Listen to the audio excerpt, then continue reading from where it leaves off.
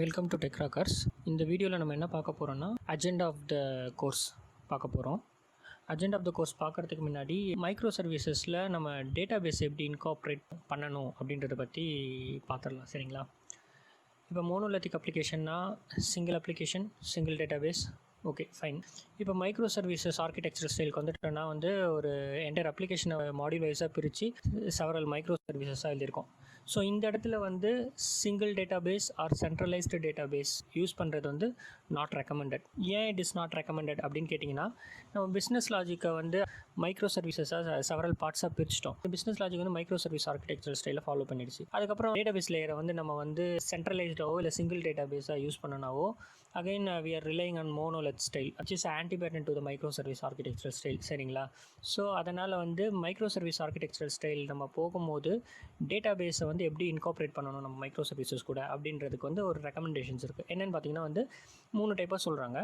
ஒன்று data base per services, ஓகேங்களா, அப்படி யூஸ் பண்ணிக்கலாம். அப்படி இல்லைன்னா ஸ்கீமா பர் சர்வீசஸ் அப்படின்றத யூஸ் பண்ணிக்கலாம். அப்படி இல்லைன்னா ப்ரைவேட் டேபிள்ஸ் பர் சர்வீசஸ் அப்படின்றத யூஸ் பண்ணிக்கலாம். பேஸ்டாக நம்ம ப்ராஜெக்ட் ரெக்குவயர்மெண்ட்ஸ்க்கு ஏற்ற மாதிரி நம்ம இந்த 3ல் எதை வேணால் யூஸ் பண்ணிக்கலாம். பட் ரெக்கமெண்டட் என்ன அப்படின்னு பார்த்தீங்கன்னா டேட்டா பேஸ் பர் சர்வீசஸ் அதுதான் ரெக்கமெண்டட். நான் ஃபர்தர் நம்ம கோர்ஸில் நான் டேட்டா பேஸ் பர் சர்வீசஸ் தான் நான் யூஸ் பண்ண போகிறேன். ஓகேங்களா? ஸோ இந்த டேட்டா பேஸ் பர் சர்வீசஸ் அப்படின்றத யூஸ் பண்ணனால நமக்கு சில அட்வான்டேஜஸ் ஆர் சம் ஃப்ளெக்சிபிலிட்டிஸ்லாம் இருக்குங்க. என்ன ஃப்ளெக்சிபிலிட்டிஸ் அப்படின்னு பார்த்தீங்கன்னா, நம்மக்கிட்ட செவரல் மைக்ரோ சர்வீசஸ் இருக்குங்க. இந்த மைக்ரோ சர்வீசஸ்க்கு எனக்கு ஆர்டிபிஎம்எஸ் டேட்டா பேஸ் தான் வேணும் அப்படின்னா நம்ம இந்த மைக்ரோ சர்வீசஸ்க்கு நம்ம ஆர்டிபிஎம்எஸ் டேட்டா பேஸை யூஸ் பண்ணிக்கலாம். ஸோ இந்த மைக்ரோ சர்வீஸ் வாஸ்ட் டேட்டா இருக்குது நம்மக்கிட்ட. நம்ம ஆர்டிபிஎம்எஸ் டேட்டா பேஸ் போகிறதுக்கு பதில் NoSQL டேட்டா பேஸ் போகலாம் அப்படின்றத நீங்கள் ஃபீல் பண்ணிங்கன்னா இந்த பர்டிகுலர் மைக்ரோ சர்வீசஸ் நீங்கள் NoSQL டேட்டா பேஸ் யூஸ் பண்ணிக்கலாம். ஸோ இந்த மைக்ரோ சர்வீஸ் எனக்கு ரொம்ப ரேராக தான் நான் டேட்டா பேஸ் யூஸ் பண்ணுறேன், அதனால் இன்மெமரி டேட்டா பேஸ் யூஸ் பண்ணவே எனக்கு போதுமானது அப்படின்ற மாதிரி இருந்துச்சுன்னா நம்ம இந்த பர்டிகுலர் மைக்ரோ சர்வீசஸ்க்கு இன்மெமரி டேட்டா பேஸ் நம்ம யூஸ் பண்ணிக்கலாங்க. ஸோ இந்த ஃப்ளெக்சிபிலிட்டி நமக்கு இருக்குங்க. அதுக்கப்புறம் டேட்டா பேஸை டிஸ்ட்ரிபியூட்டடாக பிரிக்கிறனால நம்ம மைக்ரோ சர்வீஸ் ஆர்கிடெக்சரல் ஸ்டைலில் பிஸ்னஸ் லாஜிக் லேயரில் மட்டும் இல்லாமல் up to database layer வரைக்கும் நம்ம மைக்ரோ சர்வீஸ் ஆர்கிடெக்சரல் ஸ்டைலில் இன்கார்ப்ரேட் பண்ணிட்டோம் அப்படின்றத நம்ம சொல்லிடலாம். ஓகேங்களா? Apart from this database per microservice use பண்ணுறனால microservice to microservice கம்யூனிகேஷனில் நம்ம செக்யூரிட்டி அச்சீவ் பண்ண முடியுதுங்க டேட்டா பேஸ் லெவல் ஆக்சஸில். ஓகேங்களா? அது எப்படின்னு பார்த்தீங்கன்னா, இப்போ இந்த மைக்ரோ சர்வீஸ் இந்த மைக்ரோ சர்வீஸோடைய டேட்டா பேஸை டேரெக்டாக இப்படி ஆக்சஸ் பண்ண முடியாது.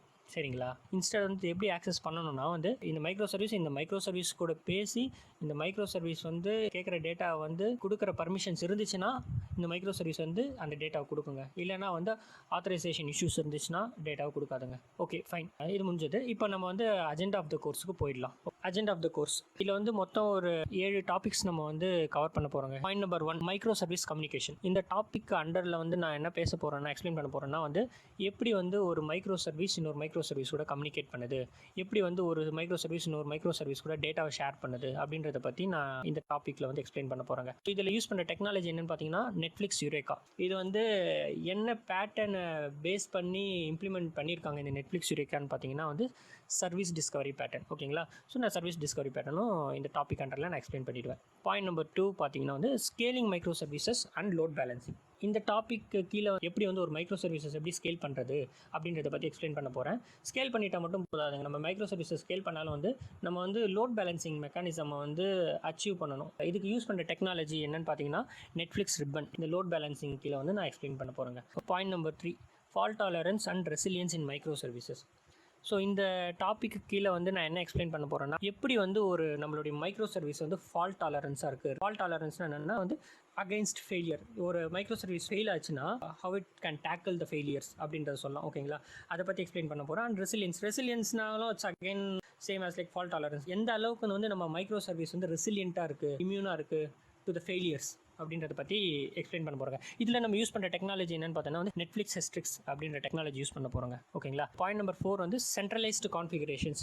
மைக்ரோ சர்வீசஸில் சென்ட்ரலைஸ்ட் கான்ஃபிகரேஷன்ஸை எப்படி அச்சீவ் பண்ணுறது, சென்ட்ரலைஸ் கான்ஃபிகரேஷன்னா என்ன, எதுக்காக நம்ம சென்ட்ரலைஸ் கான்ஃபிகரேஷனுக்கு போகணும், அதோடைய அட்வான்டேஜஸ்லாம் என்ன அப்படின்றதெல்லாம் பற்றி நான் இந்த டாபிக் கீழே எக்ஸ்பிளைன் பண்ண போகிறேங்க. யூஸ் பண்ண போகிற டெக்னாலஜி என்ன அப்படின்றத பார்த்தோன்னா ஸ்ப்ரிங் க்ளவுட் கான்ஃபிக் சர்வர். சரிங்களா? அடுத்தது point number 5, API gateway or edge services. ஓகேங்களா. இந்த டாபிக் கீழே ஏபிஐ கேட்வேனா என்ன, எதுக்காக நம்ம ஏபிஐ கேட்வேக்கு போனோம், அதோடைய அட்வான்டேஜஸ் தான் என்ன அப்படின்றதெல்லாம் பற்றி நான் வந்து இந்த டாபிக் கீழே எக்ஸ்பிளைன் பண்ண போகிறேங்க.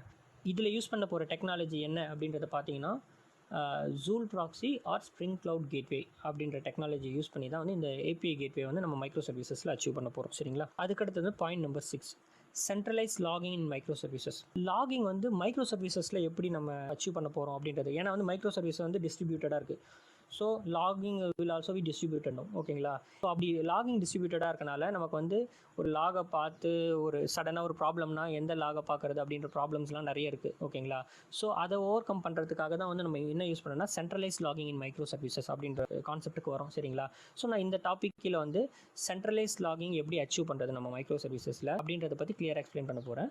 ஸோ அதில் யூஸ் பண்ணுற டெக்னாலஜி என்னென்னு பார்த்தோன்னா வந்து இஎல்கே ஸ்டாக். இஎல்கே என்னன்னா Elastic Logstash and Kibana stack அப்படின்னு. இந்த சென்ட்ரலைஸ் லாகிங் அச்சீவ் பண்ணுறதுக்கு 3 டெக்னாலஜி நமக்கு தேவைப்படுது. ஓகேங்களா. எலாஸ்டிக் சர்ச்ன்றது தேவைப்படுது, லாக் ஸ்டாஷ்ன்றது தேவைப்படுது, அதுக்கப்புறம் வந்து கிபானா அப்படின்றது தேவைப்படுது. இது எல்லாத்தையும் யூஸ் பண்ணி நம்ம லாகை வந்து சென்ட்ரலைஸ்டாக வச்சுட்டு அதுலேருந்து நம்ம மானிட்டர் பண்ணி எதனால் ஃபெயில் ஆச்சு, எந்த லாக் அப்படின்றத எல்லாத்தையும் நம்ம பார்க்கலாங்க. ஸோ அதெல்லாம் வந்து நான் கிளியராக அந்த சென்ட்ரலைஸ் லாகிங் இன் மைக்ரோ சர்வீசஸில் எக்ஸ்பிளைன் பண்ணிடுவேன். ஓகேங்களா. அடுத்தது நம்பர் 7, டிஸ்ட்ரிபியூட்டட் ட்ரேசிங் இன் மைக்ரோ சர்வீசஸ்.